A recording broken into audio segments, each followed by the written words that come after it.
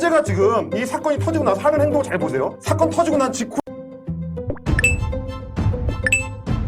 중앙일보의 즐거운 단독 보도입니다. 국민의힘의 탄핵 방어선이 사실상 무너졌습니다. 전날 김재섭 의원이 윤석열 탄핵 찬성으로 돌아섰고 중앙이 여당 의원을 전수조사한 결과 24명은 탄핵 소추안 표결에 참석하겠다는 의사를 내비쳤습니다. 물론 부결을 때릴 인간들도 있겠지만 이번에는 통과 가능성이 상당히 높아졌다는 분석입니다. 또한 그간 탄핵 대신 질서 있는 퇴진을 주장해와 폭망한 한동훈의 중대 결심이 임박했다는 관측도 나옵니다. 한동훈은 최근 측근들에게 14일 2차 탄핵안 표결 때는 우리 당 의원들이 본회의장에 출석해 표결해야 한다고 말했고 탄핵안이 가결되는 상황을 대비하겠다는 뜻도 밝혔다고 했습니다. 여당 관계자는 한 대표가 탄핵안이 통과될 가능성을 배제하지 않고 주변 의견을 들으며 고심 중이라고 밝혔습니다. 관련해서 상설특검에서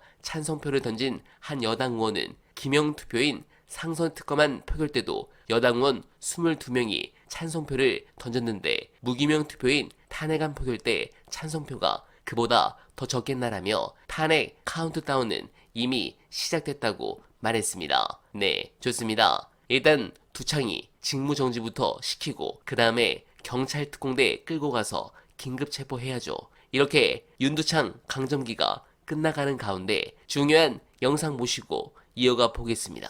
심판 회부를 한다는 거는 이거를 사건으로 헌재에서 다루겠다라는 얘기인데 네. 뭐에 대한 사건을 다루냐? 비상계엄 지난번에 선포했던 그게 위헌이다라고 주장하면서 민변에서 제기한 헌법소원입니다. 야. 저걸 왜 올려두냐면 지난주 토요일에 탄핵이 부결이 돼버리니까 네. 야, 이걸 부결시키고 이 헌재에 가서 빨리 좀 결정해달라고 해야 되겠다. 네. 라고 헌재를 갖고 갔어요. 네. 근데 헌재가 거의 전광석화처럼 사건이 접수가 되자마자 알았어 빨리 할게 이렇게 된 거거든요. 그러니까 이걸 왜 빨리 하는 게 중요하냐? 어차피 내용이 겹칩니다. 뭐랑 겹치느냐? 윤석열에 대한 탄핵 심판의 내용이랑 그렇지. 거의 겹치는 거예요. 탄핵의 사유가 요거로 들어갈 거예요. 그래서 나중에 네. 따져보면 그 비상계엄이 합헌이었냐 반헌법이었냐 네. 요거를 따져야 대통령이 반헌법적인 짓을 한 거냐 아니냐 이렇게 갈 거 아니에요? 네. 그럼 이게 합헌인지 여부를 빨리 결정을 해놔야 나중에 윤석열 탄핵 심판 그 결정이 올라오면 바로 요거 가지고 근거는 이거다 해서 빨리 결정을 내리죠. 헌재가 지금 이 사건이 터지고 나서 하는 행동 잘 보세요. 사건 터지고 난 직후에 채널A에서 이거 헌재 재판관 6명밖에 안 되는데 7명 모여야 그 재판 회부할 수 있잖아요? 라고 얘기했더니 탄핵 심판은 됩니다! 라고 그 다음날 헌재 재판관이 언론에 밝혔어요. 네, 공감합니다. 사태는 점점 더 자칭 보수들의 괴멸로 이어지고 있습니다. 또한 오늘 재밌는 것은 한동훈과 장동혁의 어제 저녁 늦은 밤에 찍힌 사진입니다. 둘이 결별한 것이 확실해 보입니다. 그렇다면 여당 지도부도 이제 비대위로 전환될 확률이 높아 보입니다.